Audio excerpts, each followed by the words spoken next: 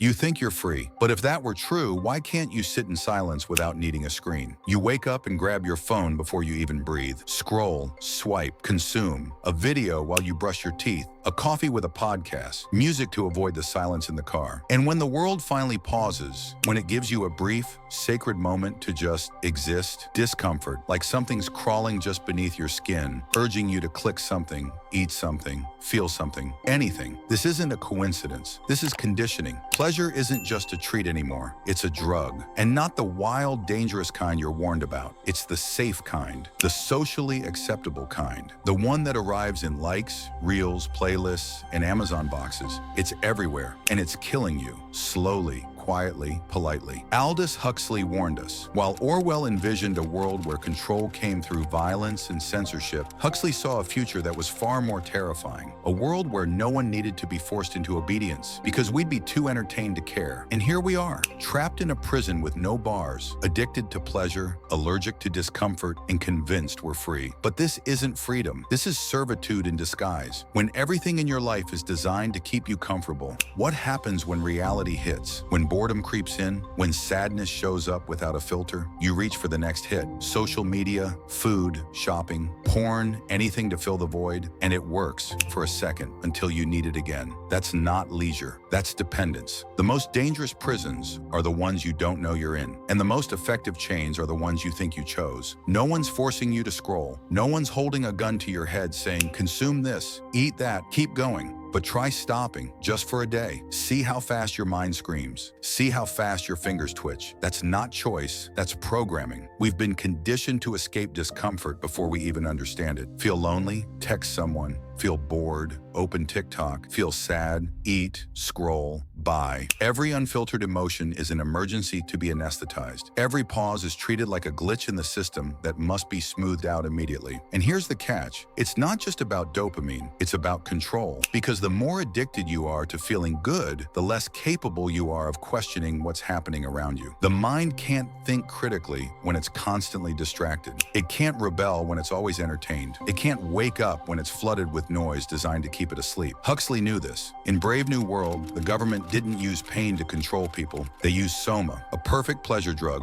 No side effects, no withdrawals, just contentment, compliance, sleep. The people didn't rebel because they were too comfortable to care. Look around. We don't need soma. We have the internet. We have apps that know what we want before we do. We have content tailored to our micro moods. We have dopamine on tap, filtered, loop, optimized. And every time we reach for it, we reinforce the lie that pleasure equals freedom. But freedom isn't about feeling good all the time. It's about having the strength to sit with discomfort and not let it define you. Because here's what no one tells you. The constant pursuit of pleasure makes you fragile. You lose the ability to be still. You forget how to reflect. You numb the very emotions that were meant to guide you toward meaning. Pain exists for a reason. Frustration builds resilience. Boredom sparks creativity. But when you erase all discomfort the moment it appears, you erase the very parts of yourself that grow from it. The worst part? You think you're choosing it. You think you like this life of endless stimulation, but you don't even remember what it feels like to exist without it. You weren't born addicted. You were trained. The education system didn't teach you to think. It taught you to memorize. The job market doesn't reward introspection. It rewards productivity. And entertainment culture? It exists to drown out the silence, because in that silence, you might actually hear yourself think. And thinking is dangerous. Thinking leads to questions. Questions lead to change. And systems built on obedience don't want change. So what's the result? A generation of people who can't sit still, who panic in silence, who equate meaning with distraction. You don't need a totalitarian government to silence the masses. You just need enough Netflix, enough TikTok, enough dopamine to keep everyone just numb enough to stop caring. The world doesn't need to control you with fear anymore. It controls you with comfort. And the worst part, you beg for it. You asked for convenience, for ease, for everything now. And the machine gave it to you. Now you scroll past suffering in 0.5 seconds. You skip anything that doesn't make you feel good. You chase the next high like your sanity depends on it, because it does. But here's the thing, when you outsource your emotional regulation to machines, to chemicals, to algorithms, you don't just lose discomfort, you lose yourself. Because the self isn't built in pleasure, it's built in friction, in resistance, in making hard decisions and sitting with the consequences. A mind that's always entertained never becomes strong. It becomes soft, addicted, manipulable. And that's the end game. Not to destroy you with fear, but to pacify you with pleasure. You think control looks like force, but real control looks like sedation. A man who's afraid might fight back, but a man who's pacified, he doesn't even notice he's in chains. We call this progress. But what kind of progress demands you be so comfortable that you forget to ask if you're still free? We're told to optimize, to streamline, to make life frictionless. But friction is where awareness begins. Friction is where choices are made. When was the last time you were uncomfortable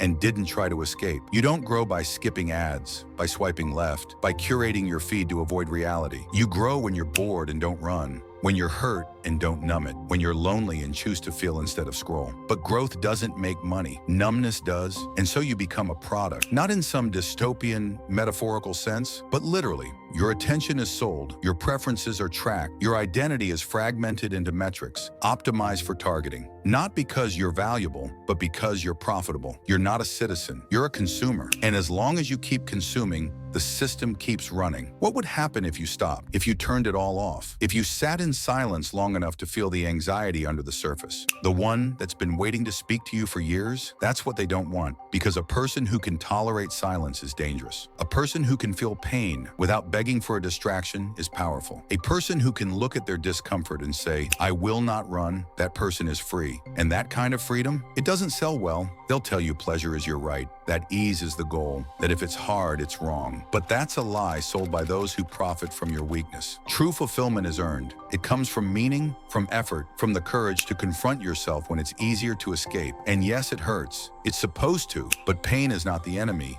Avoidance is. The more you run, the more you weaken. And what starts as a coping mechanism becomes a lifestyle. One you don't even recognize as hollow because it's filled with lights, sound, dopamine, but deep down, you know the pleasure isn't satisfying anymore. You know the silence feels heavier than it used to. You know that no matter how many things you chase, they never feel like enough because they're not meant to. They're meant to keep you busy. It's not whole. And the moment you realize that, you start to wake up. You stop asking what's wrong with you and start asking what's been done to you. You stop blaming yourself for your numbness and start tracing the systems that taught you to fear your own emotions. You stop chasing pleasure and start building resilience because pleasure isn't the problem. It's the addiction to it, the dependency, the way it becomes the only thing you know how to feel. Huxley didn't write Brave New World as a prophecy. He wrote it as a warning, not that we'd be crushed by oppression, but seduced into forgetting who we are. And that's the real danger. Not pain, not fear, but forgetting. Forgetting what stillness feels like. Forgetting what it's like to wrestle with your own mind and come out stronger. Forgetting what it means to choose discomfort when the world hands you distraction on a silver platter. You can keep running, most people will, or you can stop. Not forever, just long enough to feel what's real.